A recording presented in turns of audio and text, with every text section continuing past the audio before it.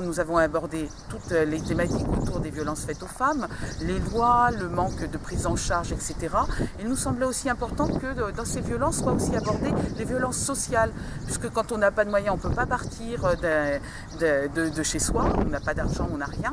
Et comment faire pour trouver du travail quand on n'a pas un minimum ni d'emploi, ni de logement derrière. Donc tous ces aspects-là ont été abordés avec des débats très riches, des interventions importantes de la salle, quand même 20 interventions ce matin, dont 2 témoignages assez bouleversants d'une femme qui elle-même est en situation d'être victime de violence, elle l'est, hein, elle est en plein divorce, et puis une autre femme qui a été victime dans son enfance de violence, et là de violence de la part de l'un de ses parents. Donc nous, il nous semblait que tout ça doit arriver sur le débat public. On peut regretter que finalement, dès que ces problématiques touchent aux femmes, il n'y a pas assez d'investissement de tous les partis sans exception.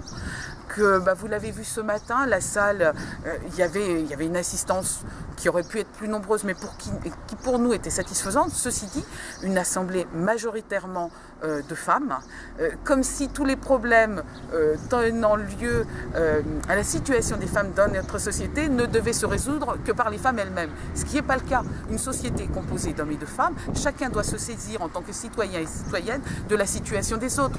Quand on parle de l'emploi, quand on parle de Michelin encore récemment, cette entreprise va fermer, on voit des hommes qui interviennent parce que cette entreprise est majoritairement investie par des hommes.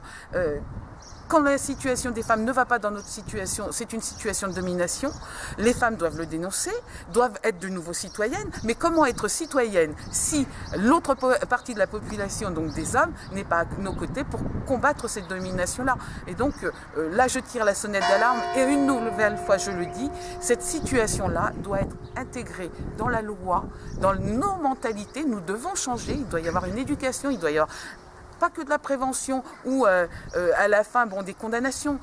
Tout cela doit être bien avant et vraiment c'est ensemble, femmes et hommes, que nous nous sortirons de ça et pas toutes seules, nous les femmes dans notre coin à dénoncer, à en dire encore ces féministes qui en a marre, elles nous emmerdent, etc. Non, la société doit changer.